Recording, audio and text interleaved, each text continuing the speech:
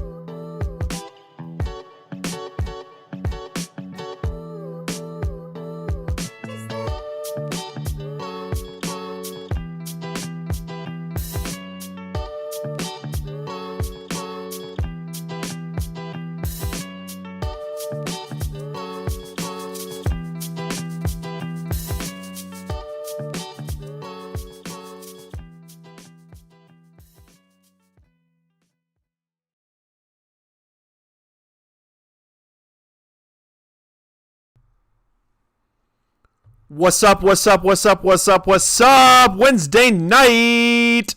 So glad to see everybody here, hanging out, having a good time. Glad to see you all here. Yeah, throw some stuff down in the comments. Let me know how you're doing. Let me know how you're feeling. Let me know how Wednesday's going for you so far. Now, I tell you, I'm getting a few warnings from YouTube here saying that the stream bitrate is not correct, and I can fix that if you guys hang on really quickly. So before we really kind of dive into our announcements or anything, just so we can avoid some stuttering, I tried to do a lot of stuff behind the scenes today to make it even better. I'm gonna make a quick change to the bitrate. Might change it right back, but we'll be back in just a little bit. See you in a bit.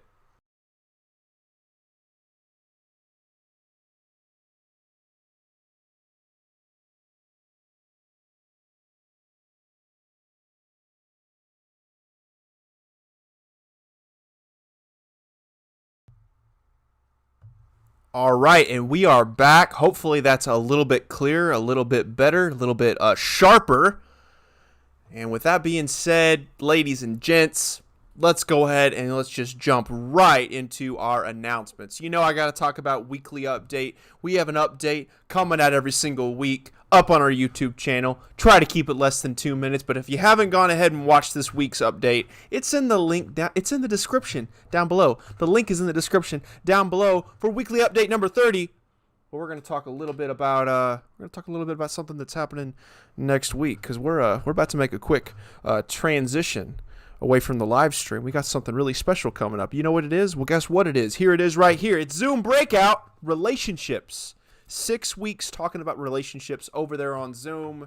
We're going to be taking a break from the YouTube live stream thingamajig, talking to each other, and having a pretty darn good time in the process, hopefully.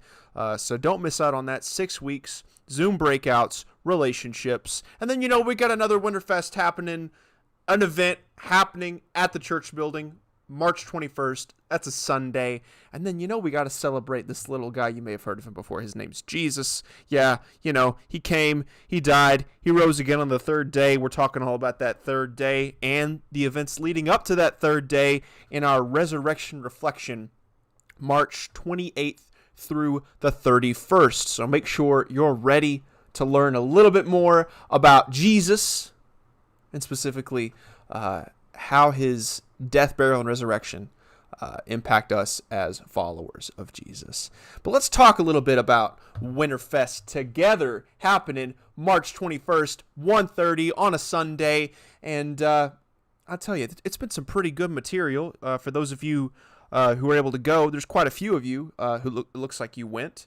But yeah, I hope you guys are enjoying that stuff. I certainly am enjoying it. I've enjoyed watching it and working through it. And I hope you guys enjoy working through it together. So make sure you come to this event, because I tell you, the best part about Winterfest, in my opinion, and I'm a little biased, the best part about Winterfest is that time we can spend together, and that's special. And I think COVID-19 has taught us that time spent together is special. It's sacred.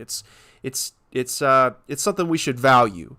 And so value that time together, spend time together talking about important truths, Winterfest Together, specifically on Sunday, March 21st, 1:30 p.m. And if you really want to get a rundown on everything happening this year, the 2021 plan is up on the YouTube channel. 7.5 minutes gets you caught up on everything you need to know about everything happening this year. So give that a quick look. Hopefully you find something that you could really enjoy, something you could really plug into. Let's stay together. Let's stay locked in together, and let's stay locked into Jesus first and foremost. You know what I'm saying?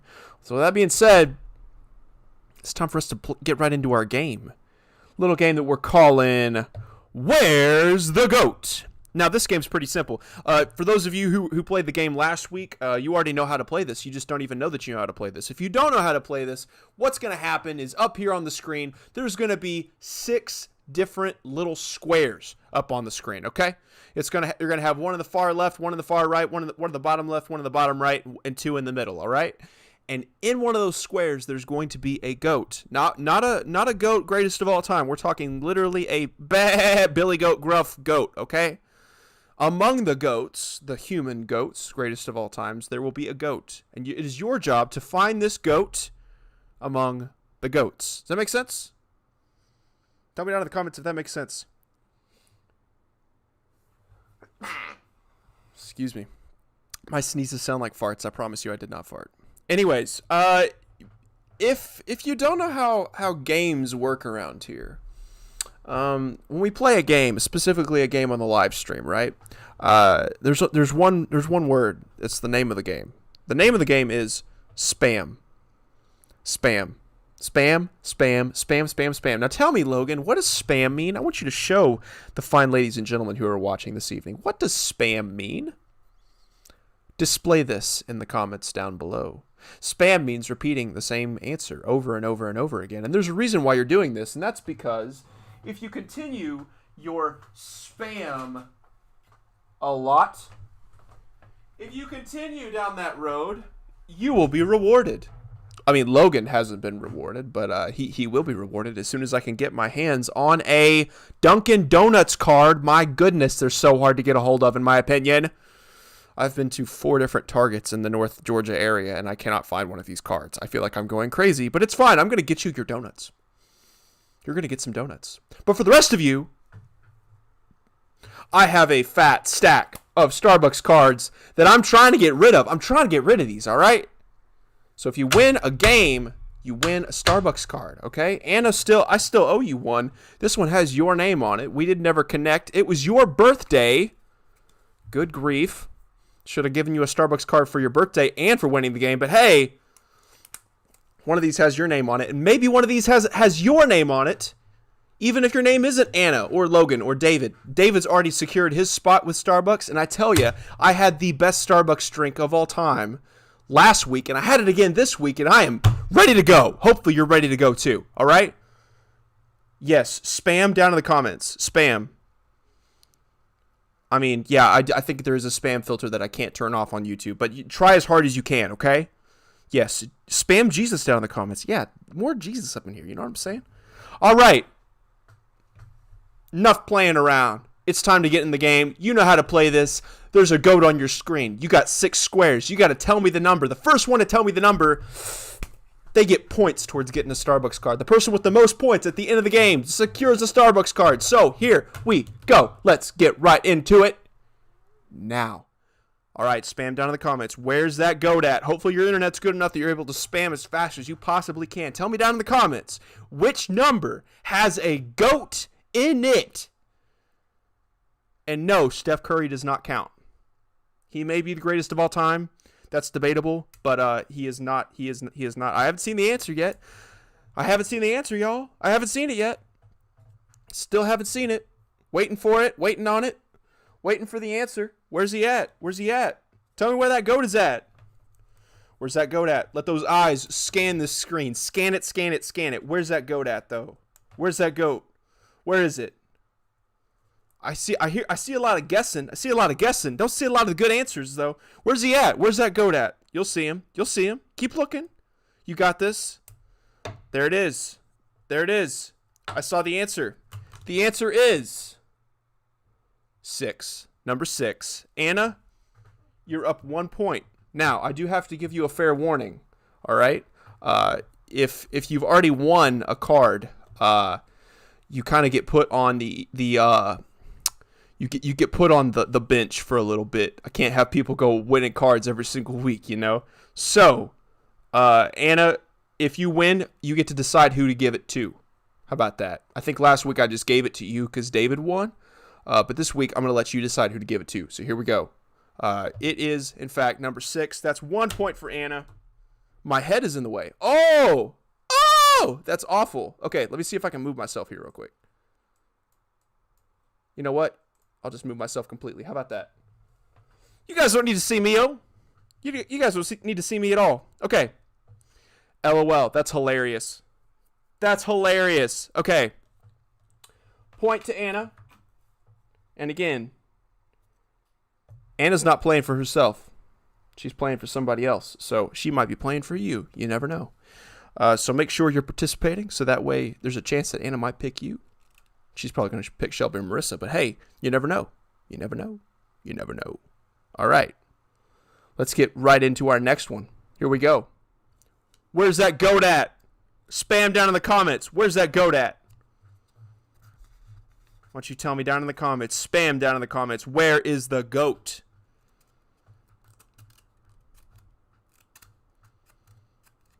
In my opinion, the GOAT is most definitely in between 2 and 5, if you know what I mean. Mr. LeBron James, at the height of his championship career. I don't know when this was, but still haven't seen the answer yet. I'm waiting on that answer. Waiting on that answer. There it is. Shelby coming in hot with the answer. Number 2. It was, in fact, number 2. Here it is. You see it? There's that GOAT. Shelby coming in with a point. Right now, it's all tied up. Shelby, Anna, 1-1. Again, Anna's playing for somebody else because she won it last week, so make sure you're jumping in. There's still a chance. It's anybody's game. All right, here we go. Next one. Where's that GOAT at? Throw it down in the comments. Where's that GOAT at? As quick as you can. Absolutely as quick as you can. You tell me where that GOAT at. We got Starbucks gift cards on the line. Where's that GOAT? Where's that silly GOAT? Where's that ridiculous GOAT? Throw it down in the comments. Where's it at? Where's it at? What do you have? What do you have? Oh, Logan coming in with number 4. Logan, you're absolutely right. It is, in fact, number 4. There's that GOAT. You see him? There he is. There he is. Okay, Logan coming in with a point. Right now, it is all tied up between Anna, Shelby, and Logan. Again, Anna's not playing for herself. She's playing for somebody else. So, you still got a chance, okay? If you're coming in right now, if you're coming into the party, I believe you still have 2. Yeah, in fact, you have 2 more chances to find a GOAT, okay? If you get both of these right, you get a Starbucks card.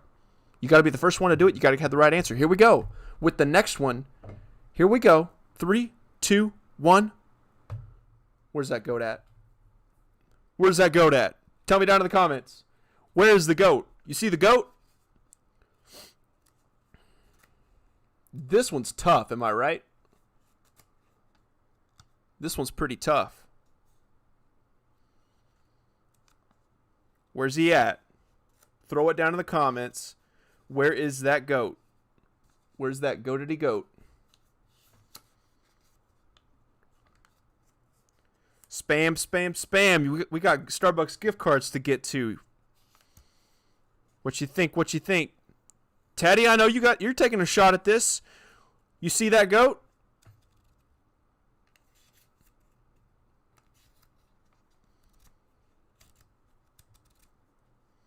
I still haven't seen the answer yet, believe it or not.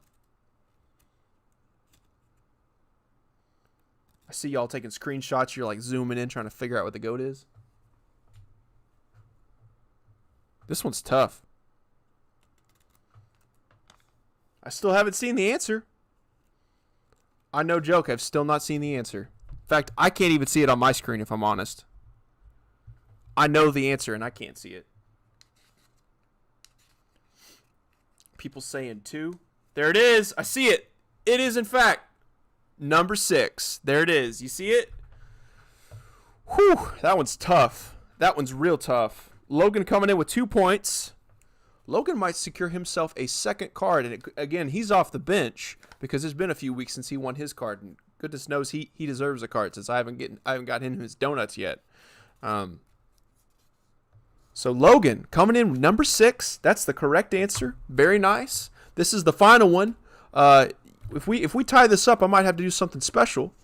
So here we go with our final question of where's the GOAT.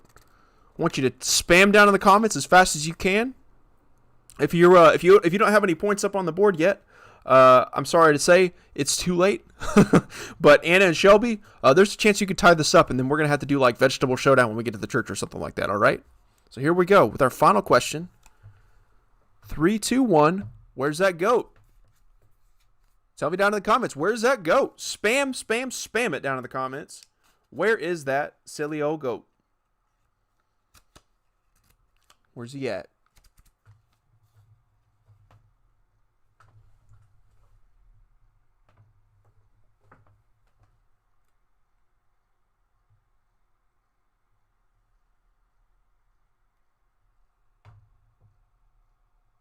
Okay, no joke. I actually can't see the answer.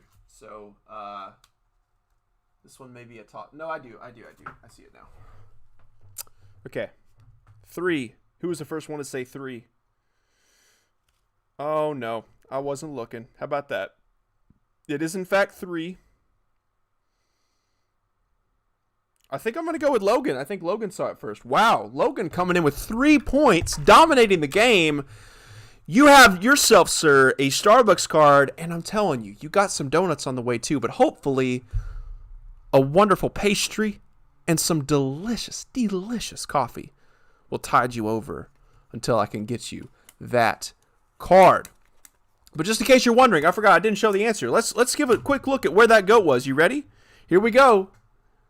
Here's that goat. There he is. He's hiding. All right. Hopefully, I may have got that mixed up. Okay, there's the goat. There he is. All right. So with that being said, let's go ahead and let's go into a time of prayer. So if you have any prayer requests, go ahead and drop them down in the comments below.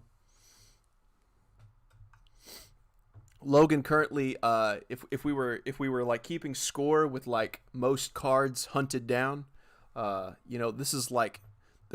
Let's be honest. This is like a loot box. This is essentially a loot box. So, Logan has picked up 2 loot boxes, and I wish I could like load it with certain kinds of drinks or certain kinds of cookies or something. That'd be so cool. Then it'd be like, you get there and they're like, yeah, this unlocks a unicorn smoothie, or I don't know, something crazy. That'd be cool. All right. Down in the comments, throw your prayer requests. Logan says the classic, I love it. COVID-19, go away. COVID-19, go away. Today is the 10th.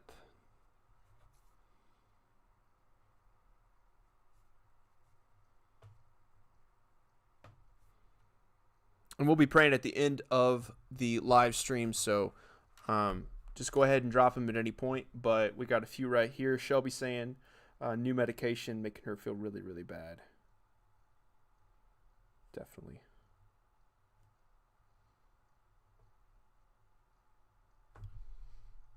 Anna's saying same as Shelby. Okay. New meds. Medication can be hard on the body, especially if it's something new or something kind of experimental or anything like that. So, or if your body just isn't used to it. Oh yeah, Marissa coming in clutch for her sister, saying Shelby has SAT this weekend. I remember how stressful that can be, SATs. Except I never took the SAT. I only took the ACT. Didn't need it. Don't know why. Private Christian schools, who knows? Okay, so SAT this weekend.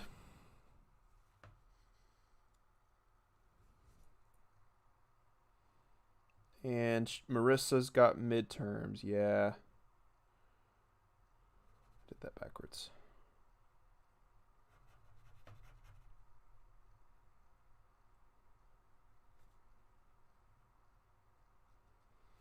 And then, of course, I think I'm going to go ahead and say it for Briley because I bet she would say it. School for everybody. School can be really, really stressful.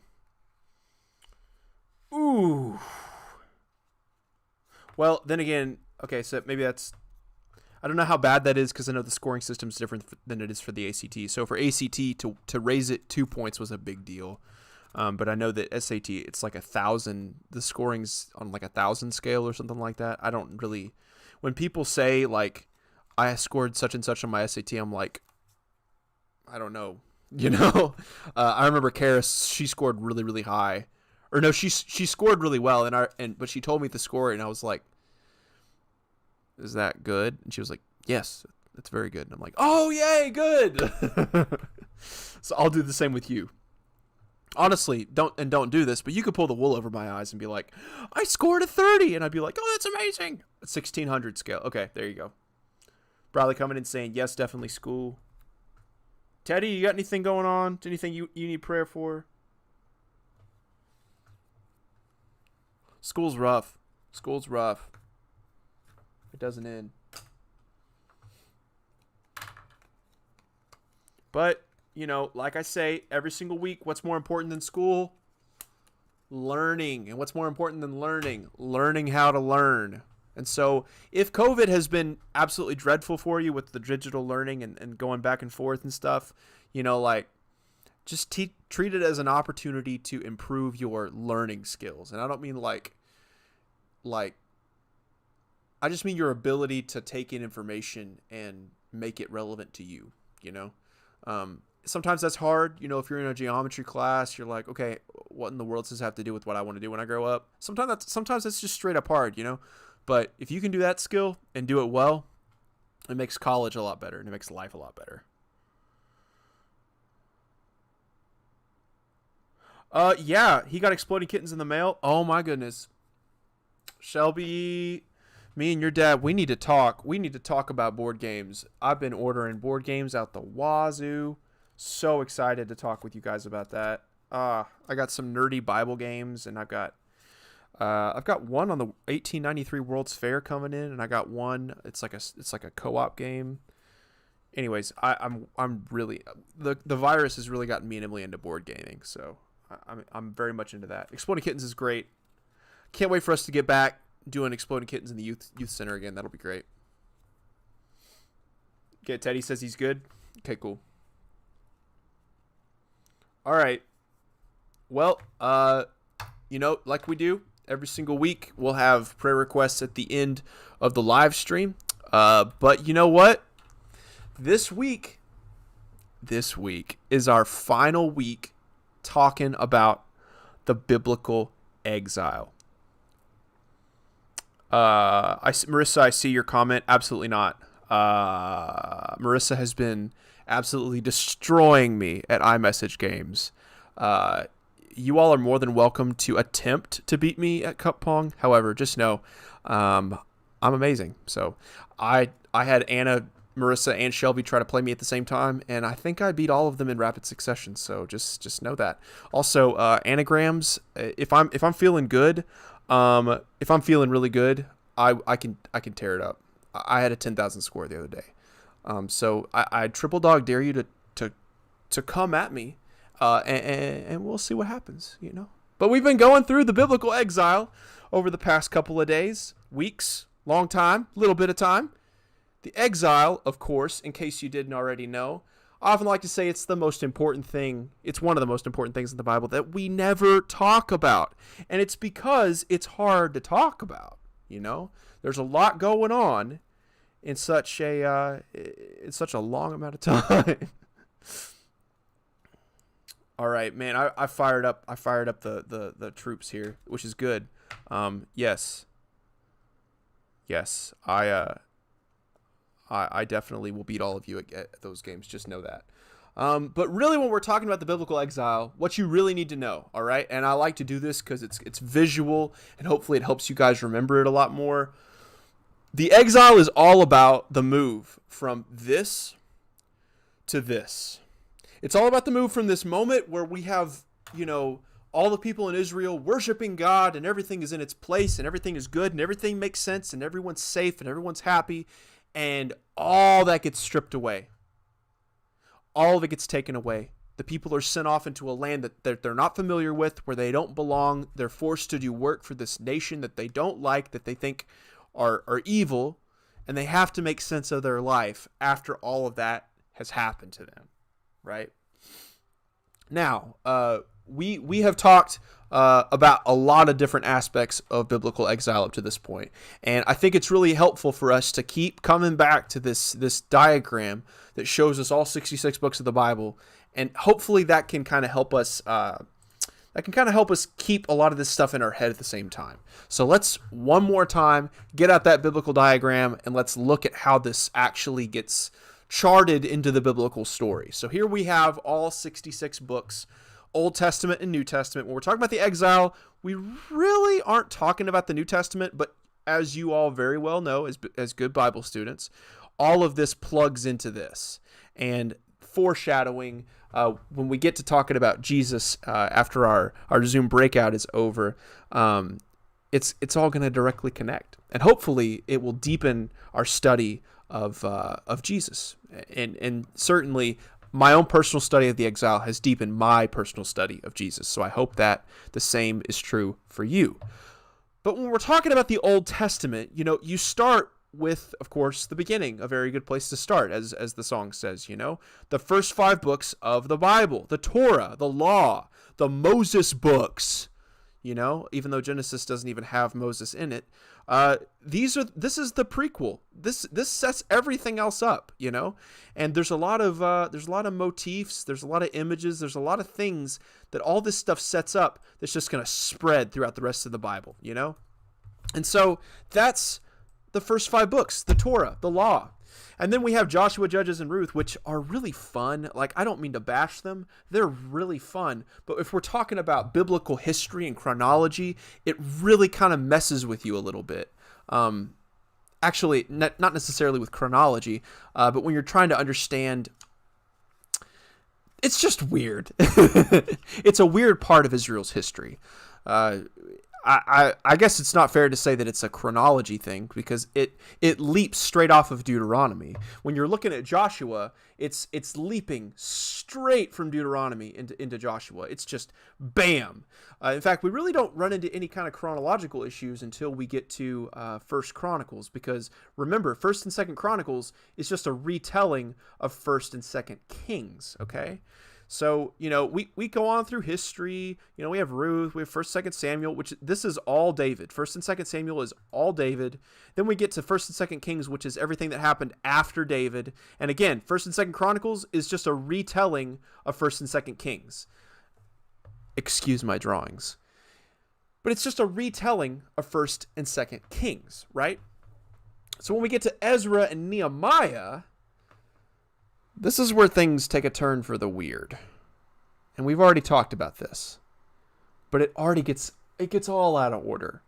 So Ezra and Nehemiah actually belong, and Esther even. They all really kind of belong all the way down there. I mean, really, truly. And that's because when we're talking about this section of the Bible, we're really talking... Okay, that's not in the right place. LOL. Forget that. That is not in the right place, and that's going to drive me insane. And just for my peace of mind, and so that you don't get confused, give me 2.5 seconds. Assyria. Oh, that is in the right place. I see what I did there. Okay, Titus got confused at his own illustration. Fun. All right. That is correct. Assyria. Because that takes place at the end of 2 Kings and at the end of 2 Chronicles. At the end of this explanation of biblical history, after David, because this is two stories telling the same story, right? At the end of that, at the very end of 2 Kings and the very end of 2 Chronicles, you have Israel going off into Assyrian exile. Well, actually, that's not even true. Assyria takes Israel off into exile in the middle of these stories, and Babylon takes them off into exile at the end of those stories. So we actually get both taking place. We have Assyria and Babylon taking place in here. But these all happen. This is where things get a little trippy, and we've already talked about this. These all happen at the same time as these. Okay? So we have layers stacking on top of each other, and we just have all these books that have been put together into one Bible, right? But it's not laid out chronologically. This is why some people really enjoy getting a chronological Bible, which they make. No joke. They make a Bible that goes from the beginning, like it's a timeline Bible, and it goes from the beginning of the time to the end of the biblical timeline. So if you're interested in that, hit me up. I'll hook you up. So this is really happening all at the same time, these two main pieces right here. So it's fair to say that Assyria happens, at least within the biblical text, in 1st and 2nd Kings and 1st and 2nd Chronicles. And then we get a really good look at Babylonian captivity in the tail end of Isaiah, in Jeremiah, in Lamentations, in Ezekiel, and in Daniel. And no joke, so when reviewing last week's material, I actually realized that I misspoke. Daniel actually takes place in Babylon, not in Persia. Okay? So hopefully I didn't confuse you too much there. All of these prophets take place in Babylon, just like this says right here. And then you have Ezra, Nehemiah, and Esther, which take place during the Persian exile. So we have these different types of exile that take place, or different historical exiles that take place within the Bible. Okay? And remember, when Babylon comes on the scene, they cross out Assyria. When Persia comes on the scene, they cross out Babylon. And then, this shouldn't surprise you at all, someone's going to come on the scene and they're going to cross out Persia. And then someone's going to come on the scene and cross out them. And so on, and so on, and so on. And that's how we got here historically. But that brings up a really interesting question. Because we have these people who are following Yahweh God. Their holy city has been destroyed. The temple has been destroyed. When Babylon destroyed the temple, just destroyed it. And Nehemiah, and specifically Ezra, describes rebuilding that temple and the city of Jerusalem, right? It's going to get destroyed again. It's going to get destroyed again by the Romans. Long time after that, but it's still going to get destroyed again. The Jewish people have experienced worshiping and living outside of Jerusalem, which should not work. From their theological framework going into exile, it was everything is wrong. How in the world are we going to be able to pull that off? Well, and what we're going to explore tonight is a little bit about the attitudes and the ethics and the way of thinking about God, the theology of living in exile. And this is an image from a video that we're about to watch in just a few seconds. And I think this perfectly kind of encapsulates one of the many attitudes that a person of God embodies when you're living in exile. And that's kind of where I want us to continue to take the discussion this evening, is exile isn't just something that happened back then. Exile is a season. Exile is a way of living in a world that's not yours. Way of living in a world that's been conquered by people who aren't necessarily good people and definitely aren't making good decisions. How do you do that? How do you begin that? That's what we're going to focus on tonight. So this is the Bible Project video talking all about it's a video called The Way of Exile. So let's just go ahead and jump right in.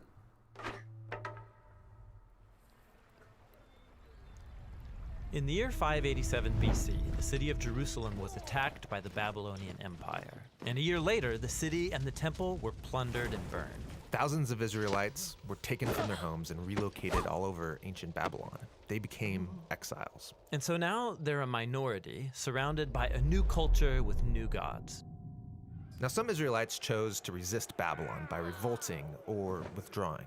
Others gave in, adopting the Babylonian way of life and accepting these new gods as their own. And you might think those are your only two options, but the prophet Jeremiah told them to do something totally different and surprising. To settle in, build houses, plant gardens, grow families, and most surprisingly, to seek the well-being of Babylon and pray to the Lord on its behalf. So this is like a third way. Yeah, it's not compromise or revolt. What does it look like? Well, there's a whole book. So this is the scandalous part about living in exile. This is where things get totally subverted. This is where things surprise you. When you're living in exile, you don't always fight back. Sometimes you live in it. You take a path of not passive existence, but quiet resistance. That rhymed, and I sound so smart saying that, but I didn't plan it that way. And this is where Daniel comes in. This is what Daniel tries to explain to us, is how that all works. I have to skip ahead because I wanted to pause it and talk. That's my bad. Where's our place? Here we go. So this is like a third way. Yeah, it's not compromise or revolt. What does it look like? Well, there's a whole book of the Bible that explores that question. It's the story of Daniel. Daniel was one of the Israelites taken into the Babylonian exile. And because Daniel had a royal heritage and education, he was recruited along with some friends to work in the high court of Babylon. Work for the enemy? That would be compromise. Or they could gain the king's trust and take him down from the inside. That's what you might expect, but instead, they take Jeremiah's advice and choose the third way. They serve the king of Babylon, taking on Babylonian names and even clothing style. So they seek Babylon's well-being. But in doing so, aren't they just giving up their heritage? It could seem that way, but actually they aren't. As you read on, the story focuses on moments where they draw the line, and they choose faithfulness to their God and resist the influence of Babylon. So, for example, Well, This is where it like when gets they're good. commanded to bow down to is the good. idol of Babylon and give allegiance to the king as if he's a god. they won't go that far. Right, this is where you see their true loyalty. It requires them to critique Babylon's idolatry of power, its arrogance, its injustice, but they do it non-violently by laying down their lives. And so God vindicates Daniel and his friends for their faithfulness. So they would serve Babylon, seek its well-being, but their loyalty was always to God. Yeah, this is what Jeremiah was envisioning. The way of the exile is a combination of loyalty and also subversion. So good. So kind of difficult to think through because it kind of rubs against every impulse that you might have. It's almost like you hold everything very open. You're willing to do the violent not violent resist, but the resistance like this lady here. But you're also willingly giving yourself up like the old guy up there in the top left. You're willing to build, you're willing to give, you're willing to do what it's required to be a good citizen. And this is very similar to what Paul talks about in Galatians 5, 22 through 23. For the fruit of the Spirit is love, joy, peace, patience, kindness, goodness, faithfulness, gentleness, self-control. And then at the end, what does he say? He says, against such things there is no law. And this is what it's like. This is what Paul's talking about. It's living a life in exile, knowing that the culture around you is not like you, but refusing to be labeled as crazy, but also not really caring if people label you crazy. Does that make sense? It's a willingness to give yourself up, but it's also a willingness to fight. It's a willingness to break down, but it's also a willingness to build up. You see that Ecclesiastes coming through if you watch the Ecclesiastes live stream? It's profound. And it's a harder existence than just living passively in a nation or just fighting back all the time, But they're still exiles. But don't Daniel and his friends long to go home? Yes, in fact, Daniel believed that God was going to send a ruler to bring down Babylon and create a true kingdom of peace. When did he think this ruler would come? Well, at first he thought within his lifetime, but then he had a dream where he found out that after Babylon would come another oppressive empire, then another, then another.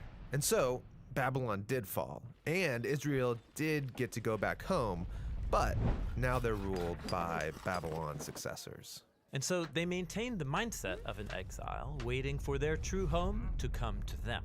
And they continued the same practice of loyalty and subversion to any new versions of Babylon that came along. And this leads us to the time of Jesus. The empire of his day was Rome, ruled by Caesar. Now, some Israelites Let's go. resist, while others gave in and adopted Roman culture and its gods. But watch Jesus carry on the subversive loyalty of Daniel. Like when he said, it's fine to pay taxes to Caesar, give him back his coins. But then he said, don't mistake Caesar for God. God's the one who deserves your total life and allegiance. So the way of Jesus is this same mix of loyalty and subversion. Yeah, like he taught his followers to love and even bless their enemies. But he also got arrested for speaking out against the corrupt leaders of Jerusalem and Rome. He critiqued their idolatry of power, and it cost him his life. I think this idea of living in exile, subversion and submission, humility, and I mean, it's almost like a third way, if you will. It's embodied in Jesus, and that's kind of the route that they're taking in this video, and it's very smart and it's very cool because, that's where we're going as well. Jesus is living in a time of Roman exile. The Jewish people are waiting on a Messiah. They're waiting on the person, the root of Jesse, like Isaiah talks about. They're waiting on the person who's going to come on the scene and say, okay, we're going to fix all this stuff. We're going to do it. We're going to do it better, you know? But God vindicated him by raising him from the dead as the true king of the nations. The king that Daniel had hoped for. Right. And Jesus promised that one day his kingdom would prevail. And so until then, his followers are living in a type of exile. Yeah, this is why the Apostle Peter calls followers of Jesus foreigners and exiles. He told them to respect the authorities of whatever place you happen to live, to honor and love all people, but then he reminds them that this isn't their true home. They're still living in Babylon. But, well, they're not living in Babylon. Babylon doesn't exist anymore. Or does it? In the Bible, Babylon has become a symbol that describes any human institution. Here we go. This is good stuff. It's idolatrous redefinitions of good and evil. Okay, so we all live and work in Babylon. How do I seek the well-being of Babylon while my allegiance is to someone greater? Yes, Jesus' followers are called to live in that tension between loyalty and subversion. That's the way of the exile.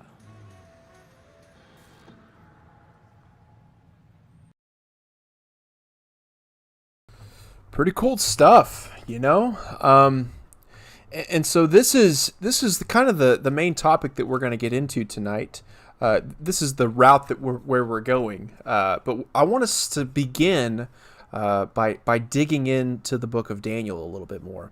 So we're going to start with Daniel chapter 1, verses 1 through 6, because this kind of lets us zoom in on this person of Daniel a little bit more, and specifically his friends, who you might know as Rack, Shack, and Benny if you're a VeggieTales fan, but we'll get more on that in just a little bit. So Daniel chapter 1, verses 1 through 6. Daniel chapter 1, verses 1 through 6. In the 3rd year of the reign of Jehoiakim, king of Judah, Nebuchadnezzar, king of Babylon, came to Jerusalem and besieged it. And the Lord delivered Jehoiakim, king of Judah, into his hand, along with some of the articles from the temple of God. Those he carried off to the temple of his God in Babylonia, and put in the treasure house of his God. Then the king ordered Ashpenaz, king of his court officials, to bring into the king's service some of the Israelites from the royal family and the nobility. Young men without any physical defect, handsome, showing aptitude for every kind of learning, well-informed, quick to understand, and qualified to serve in the king's palace. He was to teach them the language and literature of the Babylonians. The king assigned them a daily amount of food and wine from the king's table. They were to be trained for 3 years, and after that they were to enter the king's service. Among those who were chosen were some from Judah: Daniel, Hananiah, Mishael, and Azariah. I got to move my video here real quick. And then continuing on, this is actually the passage that we read last week. This is skipping ahead quite a bit to Daniel chapter 2, verses 31 through 35. This is later on in the story of Daniel, of course. Daniel is interpreting the dream for King Nebuchadnezzar. King Nebuchadnezzar, in case you didn't know, had a dream. Really quickly, he had a dream, and kind of freaked him out. You know, made him pretty scared. People come in and they're like, "Yeah, so we can interpret your dream. You just got to tell me what it is." And he's like, you got to tell me what my dream is, and then we'll do it that way." And they're like, "Well, we can't do that." And he's like, "Ha. Well, you don't get any fame, notoriety, or money from me." So Daniel comes in, and this is his response to King Nebuchadnezzar, saying, "Okay, what did I dream?" Daniel chapter 2, here we go. "Your Majesty looked, and there before you stood a large statue, an enormous, dazzling statue, awesome in appearance. The head of the statue was made of pure gold. Its chests its chest and arms of silver, its belly and thighs of bronze, its legs of iron, its feet partly of iron, and partly of baked clay. While you were watching, a rock was cut out, but not by human hands. It struck the statue on its feet of iron and clay and smashed them.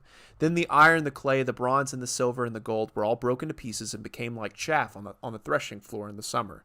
The wind swept them away without leaving a trace. But the rock that struck the statue became a huge mountain and filled the whole earth. So, this is a passage that is trying to describe someone who had to make a tough decision and had to make a tough. My words are hard today. They had to make a tough decision and speak to the king the words of Yahweh God, even though that king did not believe in Yahweh God. And this was a bold move on behalf of Daniel. This wasn't nothing. We just kind of perused over this last week, but like you see in the book of Esther, if you approach a king and they don't like you, this was back in a time where people thought that kings were gods. The king of Egypt, the Pharaoh, they considered him to be a god. The same is true for all these other ancient Near Eastern peoples and religions. They're all interconnected, And so for Babylon, there was even if he wasn't considered the divine itself, the king of Babylon was considered to have some type of, he was a part of the god's family tree, So the pressure's on, Daniel. Don't mess up, essentially, So this is what Daniel says more when he's talking about the interpretation. So that's what it was. That's what the dream was. This is more about the interpretation. This is what he says in Daniel chapter 2, verses 36 through 40. This was the dream, and now we will interpret it to the king. Your majesty, you are the king of kings. The God of heaven has given you dominion and power and might and glory. In your hands he has placed all mankind and the beasts of the field and the birds in the sky. Now, you notice, he calls him the king of kings. See, this is Daniel acknowledging that God truly is, in a weird way, on the side of Babylon. Because Babylon is doing some type of cleansing on behalf of Israel. You are that head of gold. After you, another kingdom will arise, inferior to yours. Next, a third kingdom, one of bronze, will rule over the whole earth. Finally, there will be a fourth kingdom, strong as iron, for iron breaks and smashes everything. And as iron breaks things to pieces, so it will crush and break all the others. Just as you saw that the feet and toes were partly of baked clay and partly of iron, so this will be a divided kingdom. Yet it will have some of the strength of iron in it, even as you saw iron mixed with clay. As the toes were partly iron and partly clay, so this kingdom will be partly strong and partly brittle. And just as you saw the iron mixed with baked clay, so the people will be a mixture and will not remain united any more than iron mixes with clay. In the time of those kings, the God of heaven will set up a kingdom that will not be destroyed, nor will it be left to another people. It will crush all those kingdoms and bring them to an end, but it will itself endure forever. Now, do you want to take a quick guess? Do you want to take a quick just guess as to what this is talking about? A kingdom that will not be destroyed. A kingdom that will not be, I cannot draw with this thing. A kingdom that cannot be destroyed. Yeah, we're talking about the same kingdom that was described by Jesus on the Sermon on the Mount. For those of you who were here for that series just a few short weeks ago, this is that kingdom. And so Daniel's dream telling describes this statue to the king of Babylon, and the king of Babylon is forced to reconcile with the fact that he is simply a cog in the giant wheel that will end up in destruction, and the whole thing is just going to fall down. This whole mechanism of exile is only serving a purpose in the short term, and it's not going to last forever. Now, how do you think this guy responded to this story? Well, I didn't create a slide for this, but I do want to go ahead and read this. This is in Daniel chapter 2. Read it along with me if you want to. Grab your paper Bible. This is in verse 46. Then King Nebuchadnezzar fell prostrate before Daniel. So he's on his face before Daniel, which is kind of strange, and paid him honor and ordered that an offering and incense be presented to him, which is totally missing, not understanding. Daniel's not a god. Daniel was a messenger of God, right? But this guy doesn't understand that. Surely your God is the God of gods and the Lord of kings and a revealer of mysteries, for you were able to reveal this mystery. Then the king placed Daniel in a high position and lavished many gifts on him. He made him ruler over the entire province of Babylon and put him in charge of all the wise men. So you'd think from reading that, right? Like the king of Babylon, oh, he gets it, right? He gets it. Smooth sailing from here. Well, that's not the case. We have this statue described in Daniel chapter 2. And the king of Babylon is pretty upset about this. Very upset. You know, he's bowing down. The divine God king of Babylon is bowing down to Daniel. And do you want to know the solution to this problem of having weak feet? Oh, it's super simple. Watch this. Watch this. Daniel chapter 3. What are we going to do? We're just going to build a statue that's all gold. You see that? Simple. Daniel, chill, man. Okay? You're so concerned about this statue that you saw in my dreams. Don't worry. I've got an easy solution. We'll just build better feet. You know, it'll be fine. Look at these feet. Look at these. These are beautiful feet. They're fine. Don't worry. Quick problem for some of you guys. It may disturb you, especially Shadrach, Meshach, and Abednego. You're going to need to bow down to this statue because I have solved this problem that you said that your God said that I'm going to have. So we no longer have this problem. Thank you. Come again. It's a pleasure doing business with you. I'm amazing. King Nebuchadnezzar is going to live forever. His kingdom will reign forever. Go ahead and bow down. Go ahead and bow down. Yeah. So this whole story, I think, just proves the point that living in exile makes no sense. No sense. You would think that after experiencing this, that the king of Babylon goes, okay. There's something to this. It's Daniel's not a god. Daniel's not just in touch with this God. This God is the God of all gods. But he doesn't quite get that, right? He doesn't quite understand that. And this next part of the story in Daniel chapter 3, honestly, if you've ever watched VeggieTales, there's no way to get around this. This is the only way for me to ever think about it. I've always got to go thinking about Rack, Shack, and Benny from good old VeggieTales. You know what I mean? Such a great VeggieTales episode. It hasn't aged well. Oh my goodness, the animations are made on a potato, but it's fine. It's wonderful. I love it.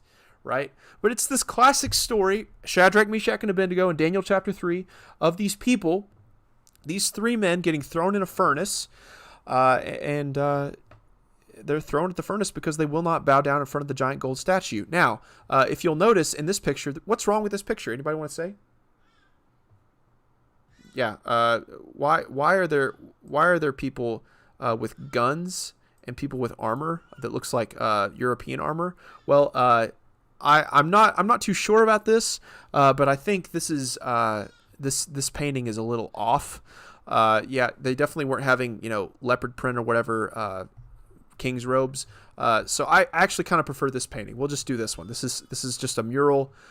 We have these three dudes, Shadrach, Meshach, and Abednego, Rack, Shack, and Benny, if you will. And they're getting thrown in the furnace because they refused to believe the nonsense that the king of Babylon was going to be able to figure it out and overcome and have a kingdom that lives forever. If this story does anything, it should make you realize more than anything that living in exile is complicated. It's very complicated. But the thing is when you're living in exile, it kind of constitutes an idea that you're surviving. You're just trying to get by. You're just trying to lay low. You're just trying to make things happen. But what's required of us, and this is what Jeremiah was trying to push the people of Israel to think about, is it's not just living. It's or surviving in exile. It should be thriving in exile. That's what's needed. That's what's required. That's what allows people like David and Shadrach and Meshach and Abednego to do the amazing things that they did. To be able to interpret the dreams, to be able to get thrown into a den with lions and not get eaten alive, to be able to get thrown into a furnace and not get burnt up, right? The whole point is to live into this third way, to make sense of, to somehow make sense of a life that you shouldn't be able to make sense out of, to bounce back, to have some neuroplasticity. That's using one of those new words. Your brain is able to kind of, this is a cool thing about the human brain. It's able to kind of move and bend and flex a little bit when new stimuli or new situations happen to us. And the same should be true for our faith. The same should be true for our relationship with God. It should be strong enough. It should be developed enough that it should have some plasticity to it. It should have some flexibility to it. It should be able to move and grow and still prosper. And here's the interesting thing to me about the exile, is where it shows up in the New Testament. It shows up just a few times in the New Testament. If you search the word exile in the New Testament, it doesn't come up very often. It comes up a couple of times in 1 Peter, which is an allusion to the exile. It's not actually talking about it. It comes up once in Acts when Stephen is doing his speech right before he passes away, when he's basically doing his biblical recap of the entire story so far. And it happens a few times in Matthew. And I want us to read those few times in Matthew that it happens. Read with me, Matthew chapter 1, verses 1 through 7, continuing on after that. This is the genealogy of Jesus the Messiah, the son of David, the son of Abraham. Abraham was the father of Isaac, Isaac the father of Jacob, Jacob the father of Judah and his brothers, Judah the father of Perez and Zerah, whose mother was Tamar, Perez the father of Hezron, Hezron the father of Ram, Ram the father of Amminadab, Amminadab the father of Nahshon, Nahshon the father of Salmon, Salmon the father of Boaz, whose mother was Rahab, Boaz the father of Obed, whose mother was Ruth, Obed the father of Jesse, and Jesse the father of King David. David was the father of Solomon, whose mother had been Uriah's wife. Solomon the father of Rehoboam, Rehoboam the father of Abijah. Abijah the father of Asa, Asa the father of Jehoshaphat, Jehoshaphat the father of Jehoram, Jehoram the father of Uzziah, Uzziah the father of Jotham, Jotham the father of Ahaz, Ahaz the father of Hezekiah, Hezekiah the father of Manasseh, Manasseh the father of Amon, Amon the father of Josiah, and Josiah the father of I can't ever say this guy's names. Jeconiah, goodness, and his brothers at the time of the exile to Babylon. Now, here's why I think that's significant, okay? This is usually the part in the Bible that people skip over, but it's super important. This is the genealogy section for Jesus. There's plenty of genealogies in the Bible, but this one's important because this one connects Old Testament things to Jesus things, right? In that connection, the thing that stops the story is the exile. The traumatic experience that Jesus' family tree had to put inside of their genealogy was the exile. So it happens here, but then if you look in your Bible, it does one of those poetic stops, and it does this after the exile to Babylon. It's the thing that stops things. It's like a giant stop sign, and it's like, pause, this was awful. And then it finishes the genealogy. And it says, Jeconiah was the father of Shealtiel, Shealtiel the father of Zerubbabel, Zerubbabel the father of Abihud, Abihud the father of Eliakim, Eliakim the father of Azor, Azor the father of Zadok, Zadok the father of Achim, Achim the father of Elihud, Elihud the father of Eleazar, Eleazar the father of Matan, Matan the father of Jacob, and Jacob the father of Joseph, the husband of Mary, and Mary was the mother of Jesus, who was called the Messiah. And then the final line, thus were 14 generations in all from Abraham to David, 14 from David to the exile to Babylon, and 14 from the exile to the Messiah. This was a big deal. This was a big deal. This was a big moment. It's such a big moment that it shows up in the genealogical record of our Lord and Savior Jesus Christ. You know what I mean? It's a pretty big deal. It's a pretty big deal. But somehow we worked it out. somehow we figured out a third way. Somehow we lived in a time where we shouldn't have been able to live and we shouldn't have been able to thrive, but we did it anyway. And we see that most clearly in Jesus. We see that in David. We see that in other survivors of the exile. And their stories are impactful because in our own way, we have lived in a time of exile. And there's lots of people that like to draw the conclusion that we're living in a America is its own kind of Babylon, and I see that connection. There's people that say other parts of the world are more like a Babylon, and I see that connection as well. And those are some easy connections to make. But I would even say, there's certain seasons of life that are exile. And you know what? I would say that COVID-19 has been a season of exile for some people. And that's kind of what one of our elders said on Sunday. I just thought his words were so beautiful. Go back and watch the live stream if you get a chance. David Palmer, he said, this has been a time of testing.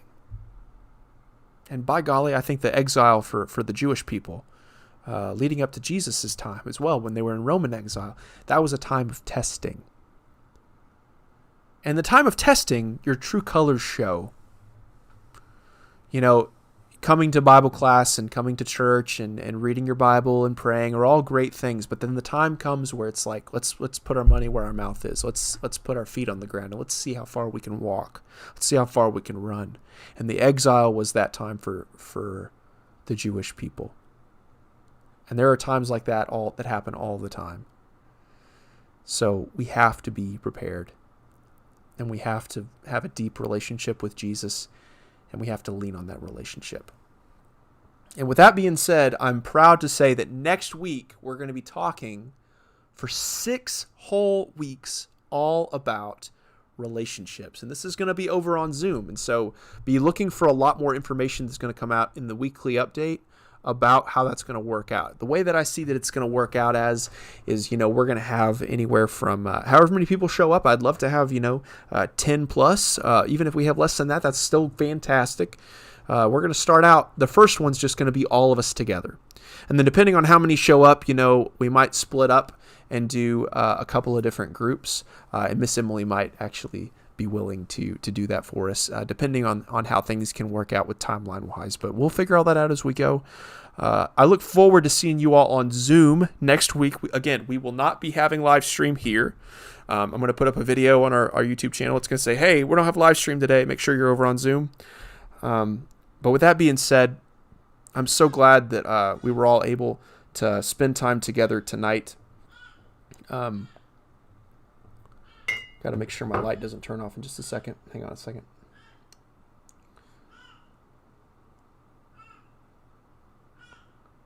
So with that being said, I want us to go ahead and spend a little bit of time together in prayer. So let's go ahead and go to God in prayer. Heavenly Father, we come before you this evening, grateful to be your children, grateful to be people who feel comfortable saying we have spent time in exile. We've spent time knowing what it means to feel like we're in a spiritual desert. We've spent time by ourselves. Spent time feeling alone. Spent time feeling scared, fearful, afraid of the future, not knowing where we will go from here, not knowing where you will take us next. Lord, I thank you for that experience in a weird, twisted way. Lord, I thank you for bringing us to the end of ourselves, so that way you might show up and show how you might work when we reach the end of ourselves. Lord, I ask in the powerful name of Jesus that you let this virus go away.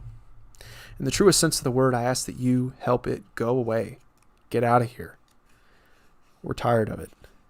It's frustrating. It's hard. It's been painful. Heal this world. Heal us physically. Heal us spiritually. Heal our relationships. Heal our relationships with others, and heal our relationships with you. Lord, I ask that you definitely be with Anna and Shelby as they stay on a new medication. I ask that it all can continue to go well. I ask that you can be with Shelby with her upcoming SAT this week, and of course with Marissa with her midterms and everyone with their different tests and midterms happening. Lord, I ask that you can continue to let us grow and be uplifted by that which we find out at school. Help us take that knowledge and apply it in so many different ways so that we might bring more glory and honor to you. Lord, for all of our efforts at school, extracurriculars, hobbies, things that we're excited about, projects that are coming up, times that we might spend together in the future. Lord, I ask that you bless those. I ask that you continue to lead us to the right places, that you keep us from danger, you keep us safe, but you also challenge us, Lord. I ask you continue to put us in places where we're forced to think, where we're forced to make decisions that will grow us as students of your word and as students of your world. Lord, continue to lead us to those experiences and those questions and some of those answers as well. Lord, we love you. We love you so much. We love your son, Jesus, so much. And we're so thankful for his sacrifice, and we're empowered by your Holy Spirit, Lord. And it's in Jesus' name we pray. Amen. All right. You all have a fantastic week. See you Sunday. I got a Starbucks gift card for Logan. I got another one for Anna. Next week might be your week. But until then, this is Titus saying see you later. See you on Sunday if you're coming in person. And I'll talk to you later. Bye.